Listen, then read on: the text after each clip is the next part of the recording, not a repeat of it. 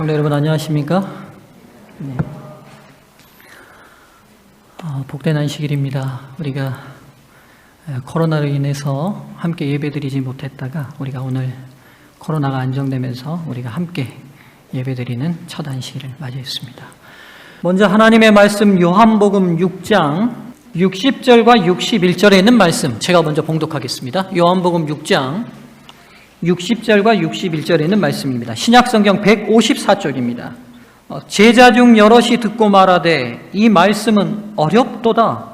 누가 들을 수 있느냐 한데 예수께서 스스로 제자들이 이 말씀에 대하여 수군거리는 줄 알고 아시고 가라사대 이 말이 너희에게 걸림이 되느냐. 몇 절 건너뛰어서요. 66절부터입니다. 66절부터 69절까지 세 절을 읽겠습니다. 이러므로 제자 중에 많이 물러가고 다시 그와 함께 다니지 아니하더라. 예수께서 12제자에게 이르시되 너희도 가려느냐? 시몬 베드로가 대답하되 주여 영생의 말씀이 계심에 우리가 네게로 가오리이까. 아멘.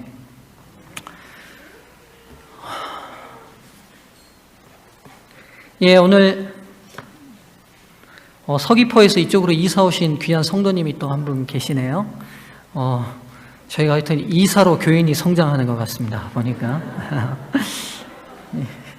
우리 상무직으로 아마 이사를 오신 것 같아요. 우리 박세형 자매님이십니다. 잠깐 좀 일어나시겠어요? 우리 김천주 집사님 옆에 계시고요. 네, 여러분 인사하실 때 박수로 환영해 주시면 좋겠습니다. 예. 감사합니다. 앉으시면 되겠습니다. 아마 제가 좀 듣기로는 제주도에 제주살이 요즘 이런 거 많이 하시잖아요. 그래서 아마 제주도에서 2년 정도 지내시다가 거기서 저희 진리를 발견하신 것 같아요. 그래서 올 2월 달에 침례를 받으셨고 원래 광주가 집이셔서 다시 돌아오셨는데 저희랑 가까워서 저희 교회로 안내가 된 것 같습니다. 우리 박세영 자매님이 잘 정착하고 하늘까지 함께 가도록 우리 성도님들 사랑으로 잘 돌봐주시면 좋겠습니다. 오늘의 말씀의 제목은 너희도 가려느냐? 밑에 좀 어감이 좀 팍 와닿게 제가 제목을 다시 달았어요. 너희도 날 떠날래? 이렇게 달았습니다. 예. 지금 오늘 제가 읽은 본문의 내용이 그겁니다. 예수님께서 하신 말씀을 많은 군중이 듣고 있었다가 말씀이 너무 어려워요. 그러니까 그 중에 많은 사람이 떠났어요. 그리고 누구만 남았냐면 12제자만 남았는데 이 12제자를 향해서 예수님이 지금 하신 말씀이에요. 너희도 가려느냐? 너희도 나 떠날래? 그랬더니만 오늘 우리가 읽었던 마지막 69절의 말씀이 베드로의 대답이에요. 영생의 말씀이 계심에 우리가 네게로 가오리이까. 가겠다는 말입니까? 안 가겠다는 말입니까? 예, 그래요. 안 간다는 말보다 우리는 못 갑니다. 이 말에 더 가까울지 모르겠어요. 주님이 영생이시고 주님이 우리 주님이신데 저희가 누구를 떠나가겠습니까? 우리는 안 가겠습니다. 요한복음 6장의 내용을 좀 살펴보면요. 이런 배경이 있습니다. 먼저 1절부터 15절까지는 우리가 너무나 잘 아는 오병이어의 기적의 내용이 있어요. 물고기 2마리, 보리떡 5개로 몇천 명을 먹였어요? 예, 남자 장정만 5천 명을 먹었어요. 그래서 성경에서는 숫자를 기입할 때 남자 수만 세거든요.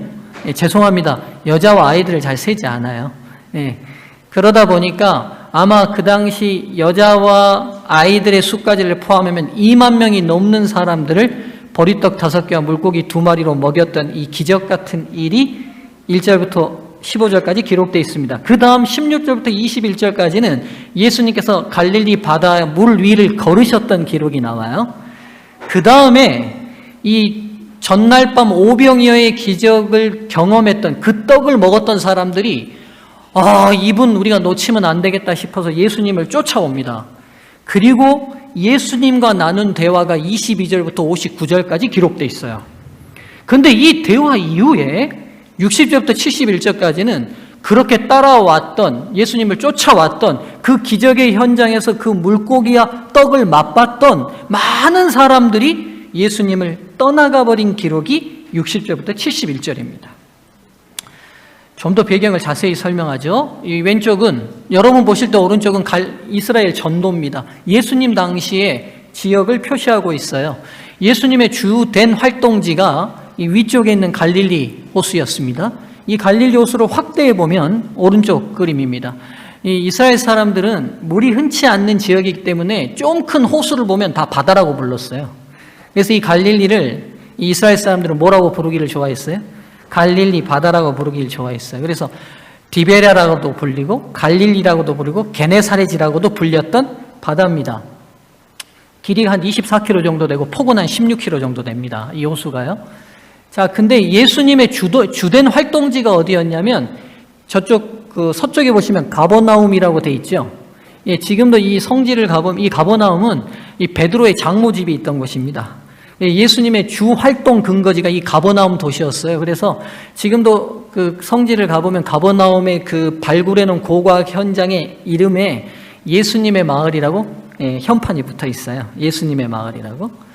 그리고 이 갈릴리 호수 이 서쪽 지역 가버나움, 타부아, 기노사, 마가달랴, 티베리아 이쪽에 보통 유대인들이 많이 살았고요. 저쪽 동편 쪽 벳세다, 쿠르시아, 게레사, 에라삼나 이쪽으로는 이방인들이 많이 살았어요. 그래서 이쪽으로는 잘 건너가지 않았습니다. 근데 오늘 이 본문이 일어나기 전 예수님께서 예수님의 제자들에게 안수하시고 각 지역에 천국 복음을 전파하도록 70인 제자를 파견하셨고 그 제자들이 선교를 다 마치고 돌아오시고 난 다음 선교 보고를 다 들었어요.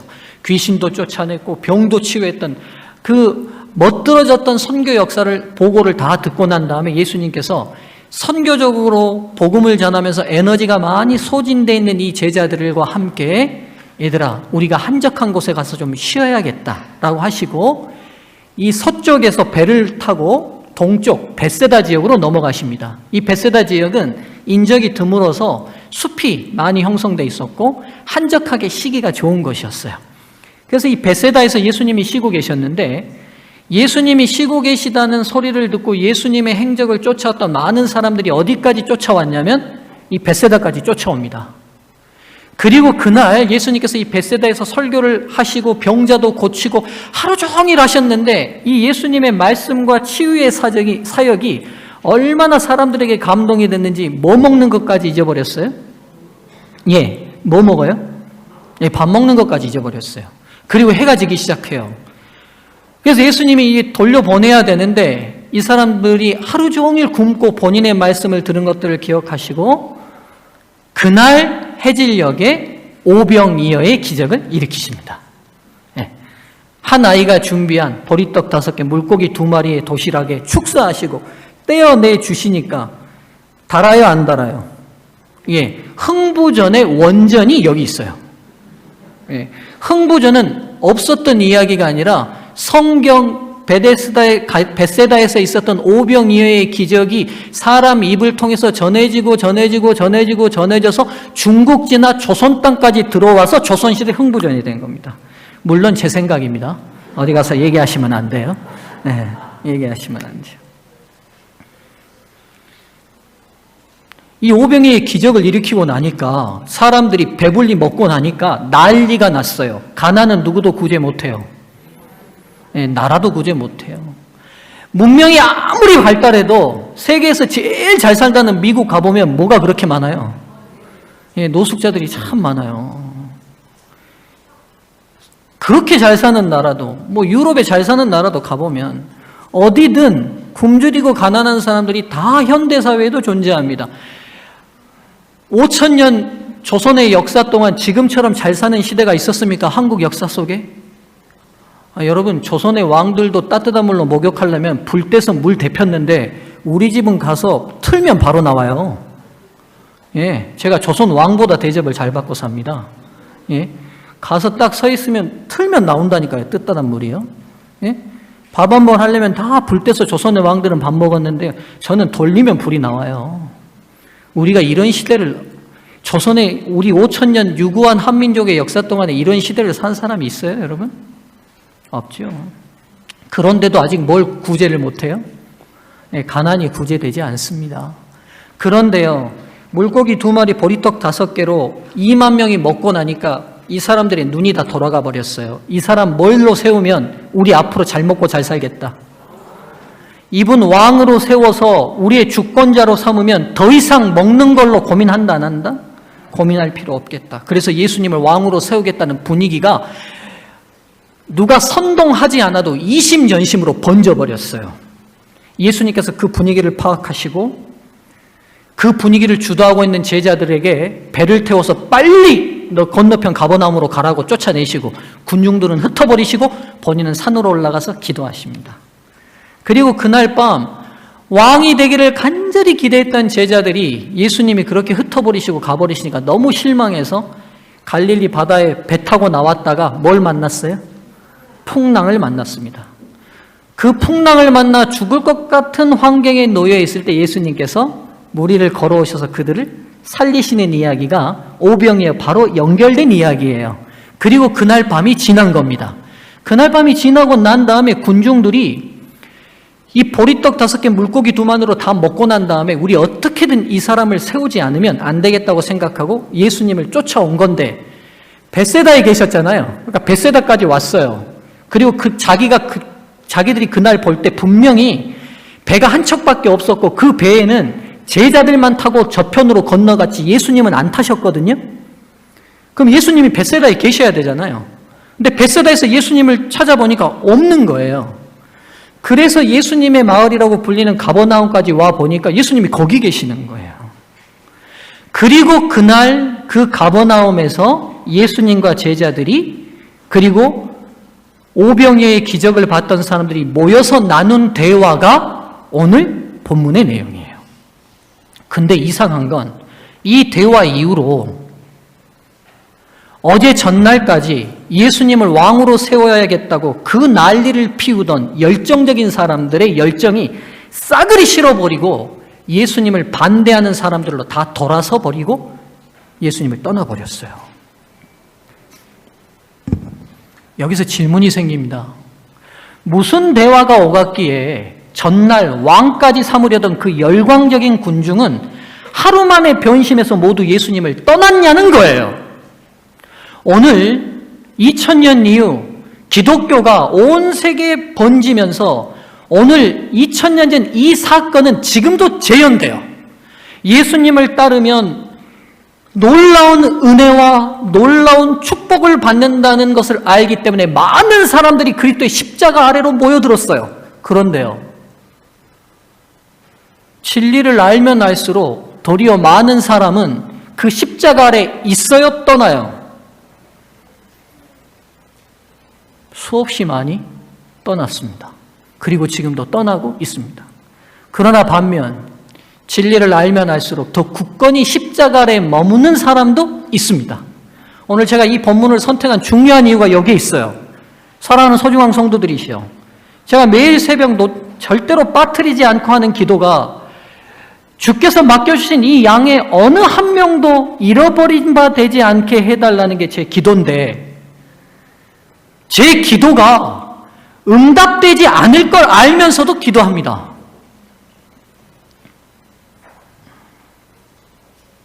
근데 바라기는 어느 누구도 그리스도의 십자가 아래 머물렀다가 이 군중들처럼 떠나버리는 부류에 참여하지 않기를 오늘 간절히 호소합니다.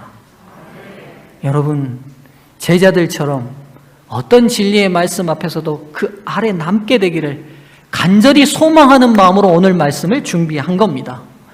그러면 오늘 대화를 좀 정리해 볼 겁니다. 왜 이들이 그 전날까지 그렇게 열광적으로 예수를 왕으로, 그리고 여러분 그 당시 왕이 있잖아요. 로마의 지배 아래에 놓여 있어요.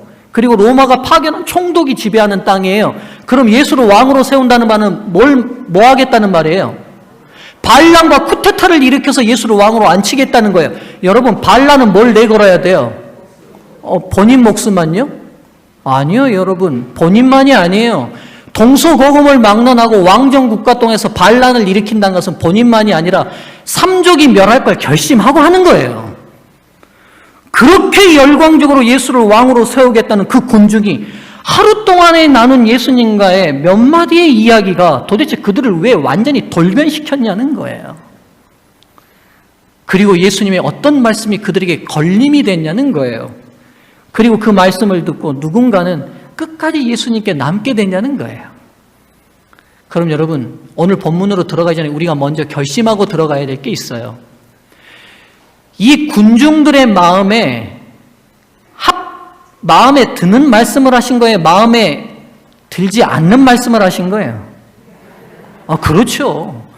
마음에 드는, 그들이 원하는 말씀 하셨다면 그들이 떠나지 않죠. 근데 그들의 마음에 원하지 않는 말씀을 하신 거예요. 그러니까 떠났어요. 그럼 여러분, 오늘 여기서 우리가 정해야 될 분명한 자세를 먼저 정하고 시작하면 좋겠어요. 하나님의 말씀이 여러분 마음에 다 합당하게 맞습니까? 다 순종하고 싶고 따르고 싶고 기쁨으로 호응하고 싶어요? 여러분 대답해 보세요. 어떤 말씀이 선포돼도 기쁘고 즐겁고 그 말씀 실천하고 싶어서 그리고 실천하는 게 여러분의 삶의 행복이 됩니까? 감사합니다. 네. 우리 부목사님, 네. 대답의 부목사님, 우리 윤주경 집사님. 맞죠? 어떨 때는 있지만 어쩔 때는 아닐 때가 있죠. 그리고 때로는 신앙이 깊어지고 예수님께 더 가까이 다가가면 다가갈수록 그런 말씀이 더 많아지죠.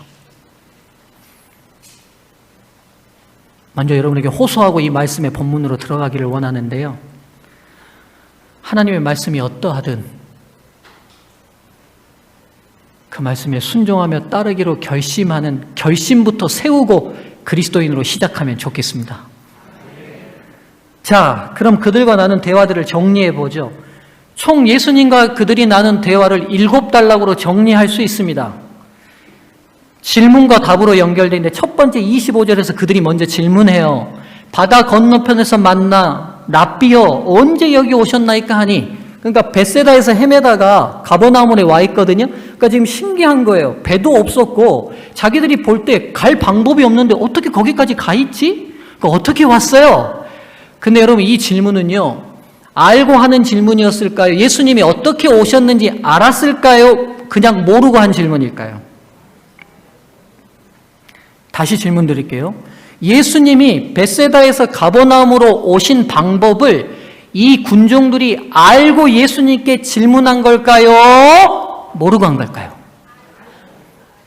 예, 알고 한 겁니다. 예, 제 힌트를 잘 알아들으셨어요. 알고 했어요. 왜요? 군중들이 몰려오니까 제자들이 그날 밤에 있었던 이야기를 얘기했겠어요? 안 했겠어요? 했죠. 우리는, 여러분 어제 보셨죠? 우리만 배 타고 오신 거. 예수님이 근데 우리가 풍랑 만났는데 그 바다를 걸어오셔서 우리 구하셔가지고 건너왔다니까요? 근데 이 질문을 근데 아는데도 군중이 다시 던진 거예요. 이유가 있습니다. 그들이 이 질문 속에 감춘 진심이 있어요. 그 부분은 그 다음 다룰 거예요. 여기에 대해서 예수님께서 답변하십니다. 그 다음 그들이 또 두 번째 묻습니다. 그들이 묻되 우리가 어떻게 하여 하나님의 일을 하오리까? 지금 이 질문들이 다 서로 상관이 없게 들리는데요. 다 연결점이 있어요. 예수님이 또 답변하세요. 이제는 또 30절과 31절에 또 묻습니다. 그들이 묻되 그러면 우리가 보고 당신을 믿도록 행하시는 표적이 무엇이니까? 하시는 일이 무엇이니까? 기록된 바 하늘에서 그들에게 떡을 주어 먹게 하였다함과 같이 우리 조상들은 광야에서 만나를 먹었나이다. 이 질문들이 서로 상관성이 없어 보이는데요. 상관성이 다 있으면 제가 뒤에서 설명드릴 겁니다. 예수님이 또 답변하셨어요. 네 번째, 그들이 또 말합니다. 그들이 이르되 주여 이 떡을 항상 우리에게 주소서. 예수님이 또 답변하셔요. 그랬더니만 이 네 번의 질문 이후에 이들의 군중의 분위기가 완전 전도돼 버려요. 어떻게 전도돼 버리냐면 41절 42절에 그들이 수군거렸다는 표현으로 나뉩니다. 그러니까 예수님의 질문을 듣고 웅성웅성 수군수군되기 시작한 건데 이 수군수군의 원어적 의미가 뭐냐면 불평하다, 투덜거리다는 말씀이에요. 그러니까 지금 예수님이 하신 말씀이 마음에 받아들여져야 거부되고 있어요. 분위기를 아시겠죠? 지금 군중들의 분위기가 어떻게 되냐면 그들이 던진 질문에 예수님이 자꾸 답변하시는데 그 답변이 그들의 마음에 합당해요? 받아들일만 해요? 기쁨이 있어요? 아니요. 자꾸 어떻게 들리는 거예요? 자꾸 어떻게? 거슬리게 들려요. 왜 저렇게 말하시지? 저런 건 싫은데? 그리고는 그들의 분위기가 딱 어떻게 바뀌냐면 투덜거림과 불평으로 전환됩니다. 그 투덜거림을 듣고도 예수님이 또 답변하셔요. 6번째 52절. 그리고는 완전히 그들이 예수님을 거부하는 불평을 터뜨립니다. 예수님이 거기에 대해서 또 말씀하세요. 그리고는 떠나버립니다. 60절과 71절 예수님과의 제자들의 대화는 그들이 떠나고 난 다음 나눈 대화. 입니다. 도대체 이 대화의 질문 속에는 무슨 문제들이 있었을까? 보시죠. 여러분, 질문에는 뭐가 있어요? 질문에는 뭐가 들어있어요, 여러분? 진심이 들어있어요. 애들이 안 되는 거 알면서도 달라고 할 때는 어떻게 합니까? 문장을 어떻게 만들어요? 예? 질문형으로 만들죠. 우리 둘째가 비염이 심해요. 그래서 특별히 털레나 먼지에 심하거든요. 그래서 개를 키우거나 그러면 안 되는데 너무 개를 키우고 싶어요. 그럴 때마다 지금도 집요하게 아빠, 개 키우면 안 돼요? 이렇게 질문으로 물어요. 질문으로. 안 된다는 거 알면서도 또 어떻게 해보는 거예요? 키우고 싶은 진심이 그 질문에 묻어나는 거예요. 그렇죠? 아빠, 사주시면 안 돼요? 안 된다는 거 아는데도 원해요. 그들의 진심이 묻어서 나와요. 질문에는 그 사람들의 진심이 있어요. 이들의 질문에도 진심이 묻어 있어요. 자, 첫 번째, 바다 건너편에서 만난 랍비여 언제 여기 오셨나이까? 이 질문에는 그들의 진심이 뭐냐? 이겁니다. 이미 제자들을 통해 어떻게 예수님이 오셨는지에 대해서 들어서 알고 있습니다. 그러나 예수님께서 어떻게 그런 기적을 행하실 수 있으신지 좀 더 자세히 직접 저희들에게 말씀해 주세요. 궁금합니다.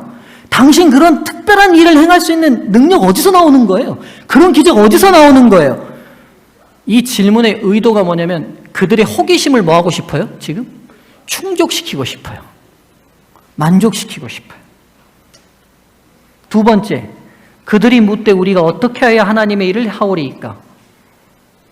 여기서 진심이 있어요. 이게 뭐냐면 오병이의 기적처럼 우리의 필요를 채워주는 이런 현실적인 모든 문제들을 해결해서 우리에게 이익을 주시는 하나님이라면 우리가 무슨 일이라도 뭐 할 수 있어요?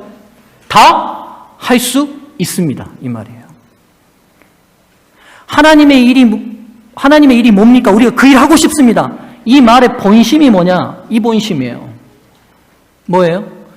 우리의 필요, 우리의 현실적인 문제, 어제처럼 오병이의 기적을 일으켜서 체험만 준다면 우리 목숨 걸고 반역이라도 해서 당신 왕 세울 수 있으니 당신이 원하는 일 말해보십시오. 이 말이죠. 세 번째 질문. 그들이 묻되 그러면 우리가 보고 당신을 믿도록 행하시는 표적이 무엇이니까? 이게 무슨 말이냐면 예수님의 답변 중에 야, 너희가 하나님의 일을 원하는 것, 뭐 일을 하는 게 아니라 나 믿는 게 하나님의 일이야. 이렇게 말씀하세요. 그랬더니만 이들이 하는 질문이었어요. 이게 무슨 말이에요? 어제 같은 기적을 베풀 수 있으면 왜 지금까지 안 베풀었어요? 좀 더 베풀어 주세요. 더 많이. 그럼 우리가 뭐 할게요? 그럼 믿을게요. 그 말이죠. 그리고 그 뒤에 한 말이 중요한 의미가 있어요. 기록된 바 하늘에서 그들에게 떡을 주어 먹게 하였던 것 같이 우리 조상들은 광야에서 만나를 먹었나이다. 무슨 말이냐면 이스라엘이 출애굽한 다음에 광야에서 하늘에서 내리는 만나를 몇 년 동안 먹었어? 40년 먹었어요. 40년. 그러니까 40년이나 매일 반복되는 기적을 경험했잖아요. 우리 조상들은 그렇게 많은 현실적 기적을 경험했다. 당신도 뭐 해달라? 우리의 현실적 필요를 더 많이 체험만 주신다면 우리 뭐 할 수 있다? 믿을 수 있다. 믿기 뿐이냐? 목숨도 걸 수 있다. 이들의 의도를 아시겠어요? 우리가 원하는 더 많은 기적을 베풀어 주세요. 그럼 저희들이 예수님을 믿고 말고요. 이 말입니다.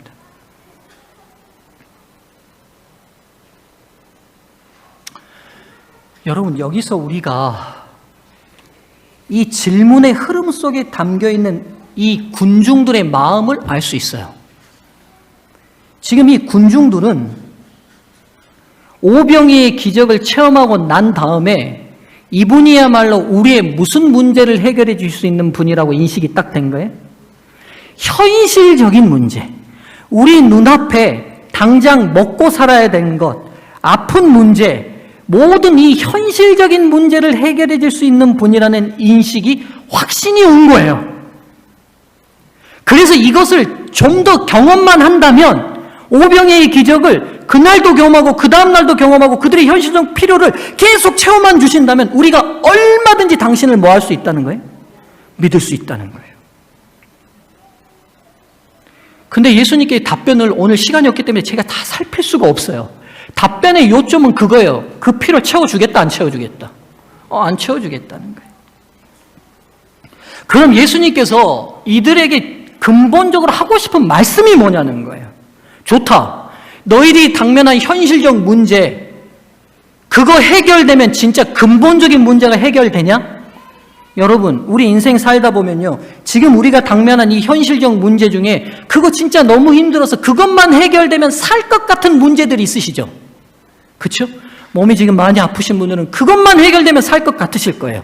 경제적으로 압박이 오시는 분들은 그것만 해결되면 살 것 같으실 거예요. 자식으로 속 썩는 분들이 있으시면 자식 문제만 해결되면 내가 진짜 살 것 같고 그러면 천국을 경험할 것 같아요.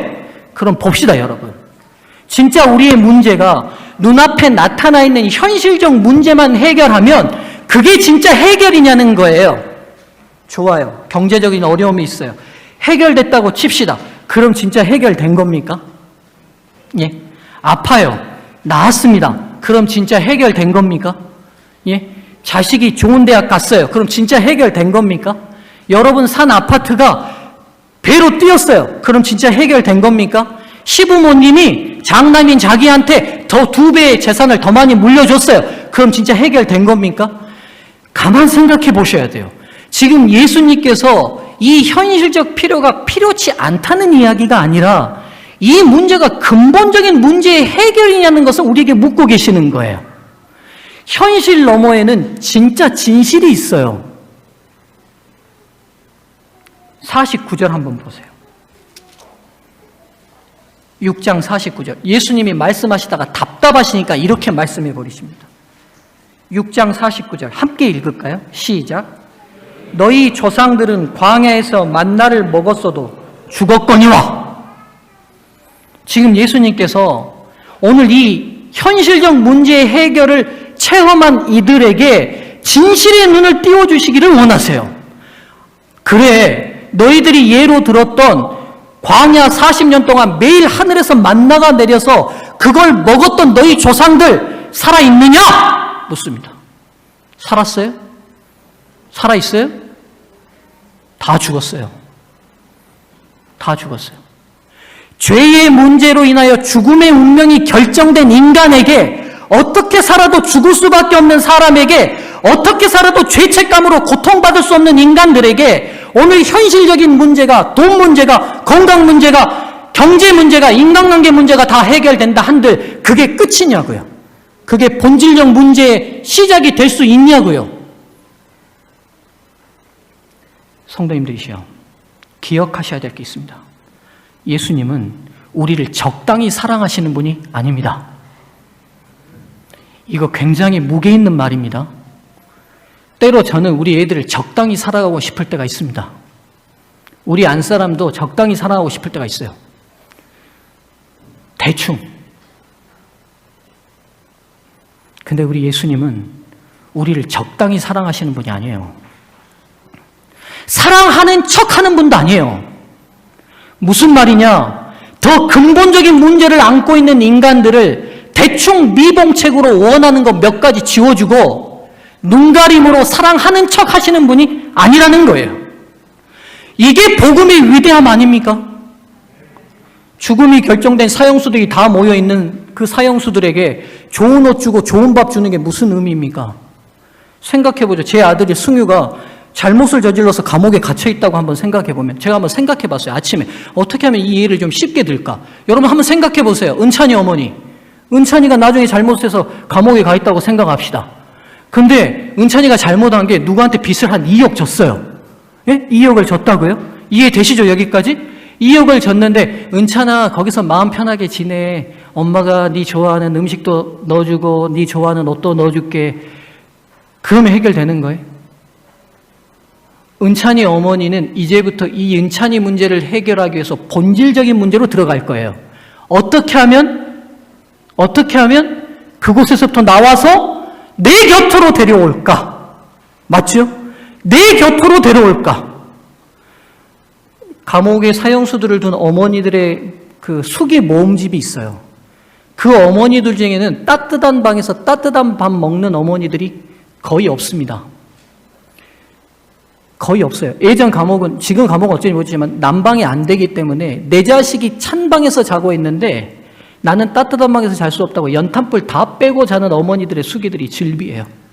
좋은 음식 먹을 때마다 누가 자꾸 눈에 걸려요?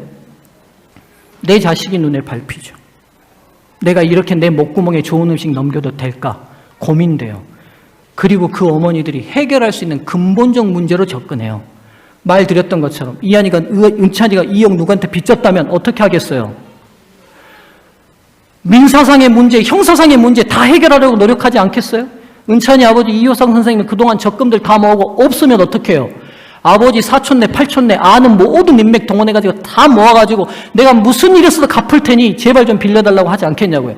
자존심 강해서 누구한테도 돈 한 번 빌려달라고 하는 그 자존심 다 내려놓지 않겠어요? 그러고 어떻게 하겠어요? 근본적으로 이 아이를 그곳에서 내서 내 곁으로 데려오는 방법을 사용하지 않겠냐고요. 다시 말씀드립니다. 하나님은 우리를 대충 사랑하시는 분이 아니에요. 오늘 우리가 죄된 땅에서 죄된 운명으로 이 땅에서 뭐 좀 잘 먹고 편안하게 살다가 그냥 죽음의 운명으로 놔두는 것을 그분은 견딜 수 없어요. 왜요? 사랑은 항상 같이 하고 싶은 게 사랑이에요. 사랑에 굉장히 중요한 속성이 있는데 그건 뭐냐면 같이 있고 싶어요. 맞습니까? 여러분 죄송한데 청년들 누가 사랑한다고 하면서 데이트 자꾸 피하면 사랑하는 거 아니라는 거 아니까 빨리 차버리세요. 사랑하는 거 아니야. 그리고 여러분 내가 누구랑 교제를 하는데 막 만나고 싶지 않아. 그럼 여러분 그 교제를 계속 이어가면 안 돼. 여러분 사랑이라는 것은요 그 사람과 영원히 시간을 같이 보내고 싶은 거예요. 이게 사랑이에요. 하나님은 사랑이십니다. 그래서 우리랑 같이 어떻게 하고 싶어요? 영원히 시간을 같이 보내고 싶어요. 그런데 죄로 인해서 인간들이 다 죽을 운명이 됐어요. 마땅히 이 땅에 태어난 모든 사람은 심판으로 죽게 돼 버렸어요. 그 운명, 그 근본적 문제, 그 진실된 관점에 눈을 뜨게 해주고 싶으신 거예요. 광야에서 이 떡 먹은 사람 다 죽었어, 얘들아. 오병이 어제 내 기적 그 떡 먹은 사람 어차피 내가 매일 기적 베풀어줘서 그 떡 먹어도 죽어. 너희들 그렇게 사는 거 아니야. 하늘에서 내려온 생명의 떡, 곧 나를 먹고 나를 마시지 않으면 살 수 없어. 나 믿지 않으면 살 수 없어. 나 의지하지 않으면 살 수 없어. 너희들의 삶을 나와 함께 연합하지 않으면 살 수 없어. 지금 이 말씀이 내내 반복되고 있어요. 그런데 알아들어요? 알아들어요? 못 알아들어요. 눈을 떠요? 못 떠요. 눈을 못 떠는 여러분 진리를 발견하지 못하는 것은 두 가지의 이유가 있기 때문이에요. 첫 번째, 본인이 진리의 눈을 감을 때 진리를 찾을 수 없습니다. 두 번째, 눈을 떴으되 빛이 없으면 보지 못합니다. 동시에 두 가지가 이루어져야 돼요. 눈을 뜨는 것도 그리고 눈을 떴을 때 빛이 임해하지만 내 현실과 내 본질이 보여요. 지금 제가 이렇게 설교해도 여러분 운명에 대해서 별 깊은 감흥이 없으신 분들이 있으실 거예요. 목사님 이렇게 살다 그냥 가는 거죠. 이렇게 살다만 가면 다행이게요. 온갖 고통을 다 겪잖아요. 이 운명에 대해서 눈을 뜨게 하시고 이 운명에 대한 해결점이신 예수님을 향해 붙들게 하시는 은혜가 있어요. 그건 누가 하시는 일이냐? 성령께서 해주시는 은혜입니다. 그래서 오늘 설교의 마지막 요점은 제가 내리지 않으려고 해요. 그래서 우리에게 필요한 게 있어요. 목사님 설교를 들어도 예수님이 나에게 그렇게 필요한 분인지 못 느끼겠다. 이런 분들은 하나님, 제 자신을, 제 운명의 이 속절없음을 보여주시라고 기도하셔야 돼요. 그리고 두 번째, 내 운명은 이리 알겠는데 예수님이 나에게 필요한 분이신지 모르겠다는 분은 예수님의 구원의 은혜가 얼마나 놀라운 것인지 제 안에 새롭게 해달라고 기도하셔야 돼요. 성령께서 하시는 사역이 뭐냐?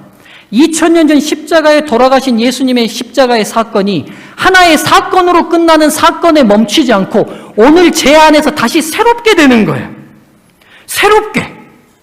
2000년 전 십자가의 사건이 그래 맞아 머리로는 알겠어요. 예수님 돌아가셨어. 거기 죽었어. 날 위해서 죽으셨대. 그게 아니라 내 안에서 그 십자가의 사건이 나를 살리기 위한 내 하늘 아버지의 처절한 사랑의 고통이었다는 사실이 내 안에서 새롭게 되는 일들을 성령이 해주셔요. 여러분, 이게 이른비 성령의 역사예요. 늦은비 성령을 고대하시는 분은 이른비 성령 받지 않고는 결코 받을 수 없어요. 이 말은 무슨 말이냐? 그리스도께서 여러분 자신을 위해서 치르신 놀라운 희생에 대한 깊은 은혜가 여러분 안에서 매일 새롭게 되셔야 돼요. 그래서 예수님의 답변 중에 너희가 내 뭐를 먹고 내 살을 먹고 내 피를 마셔야 된다고 말씀하셨어요. 왜 그렇게 말씀하셨어요? 육신적으로 오늘 저희가 어제 저녁 밥 먹었지요. 그래도 오늘 또 먹어야 돼요? 안 먹어야 돼요? 먹어야 돼요. 매일 새롭게 공급돼야 돼요. 맞습니다. 하나님의 은혜도 매일 새롭게 공급돼야 돼요. 그래서 여러분 아침을 하루를 시작할 때마다 매일 주의 성령을 여러분 삶에 계속 초청하셔야 돼요. 하나님 오셔서 주의 놀라우신 은혜가 제 안에 새롭게 되게 해달라고 요청하셔야 돼요. 십자가의 은혜와 사랑이 저를 위한 은혜와 사랑이었다는 것을 하나님께 간절히 요청하셔야 돼요. 여러분, 무감각하고 아무 기력 없는 신앙인으로 살고 싶지 않으시거든 성령을 끊임없이 초청하는 새로움이 필요해요. 그분의 살을 오늘 아침도 먹고 그분의 피를 오늘도 마셔야 돼요. 내일 아침도 그분의 살을 먹고 그분의 피를 또 마셔야 돼요. 목사님, 그럼 살과 피를 어떻게 마시는 거예요? 예수님 말씀하셨잖아요. 곧 영은 내 말이 영이니라. 하나님의 말씀으로 우리가 매일 새롭게 먹고 마시는 것이 그분의 살과 피를 먹는 일이에요. 그리고 그 말씀이 우리 안에 새롭게 돼야 돼요. 새롭게.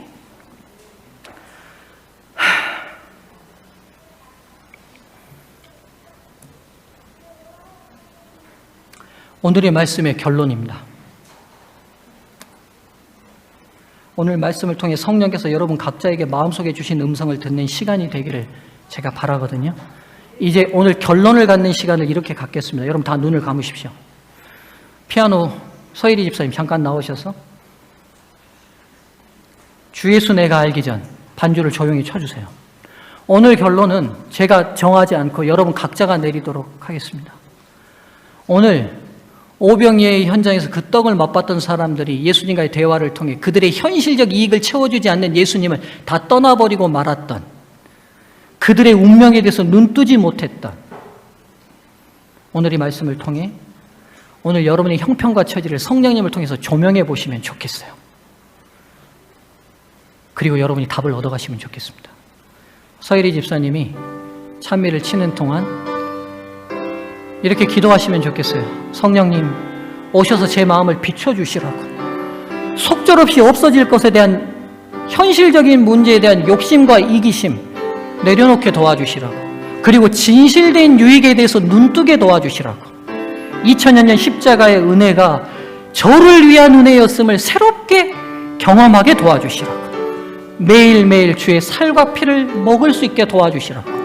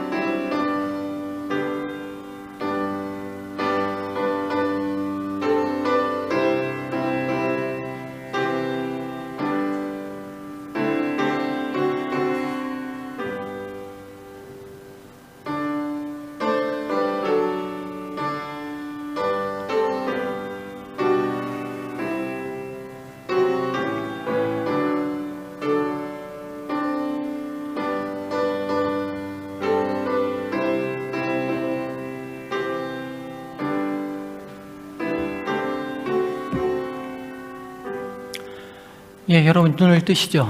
제가 여러분에게 설교를 마무리하고 정리하면서 하나의 선물을 좀 드리려고 합니다. 개인의 신앙공의 단계라는 책인데요. 얼마 전에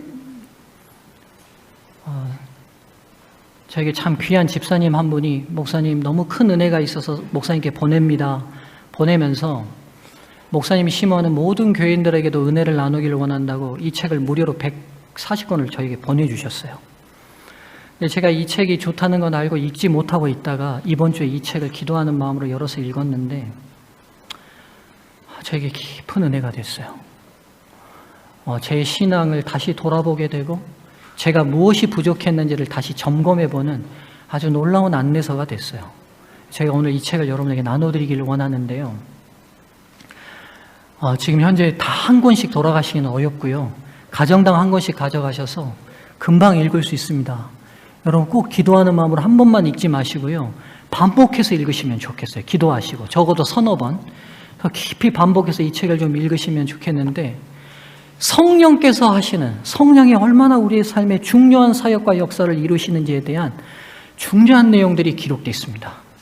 여러분 부탁드리는데 가셔서 꼭 기도하는 마음으로 이 책을 읽어보시기를 부탁드립니다. 제가 예배 마치고 나가실 때 각 가정당 한 권씩 선물로 드리도록 하겠습니다. 성령의 은혜가 이하시길 저와 여러분 모두 함께 하기를 바라며 말씀을 마치겠습니다.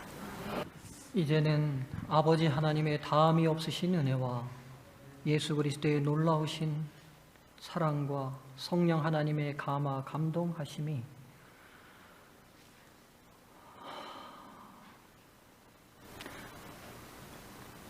영생의 말씀이 여기 계심에 우리가 뉘게로 가오리까라고 결심한 이 모든 성도들 위해 이제로부터 영원까지 함께 하시기를 간절히 축원하옵나이다.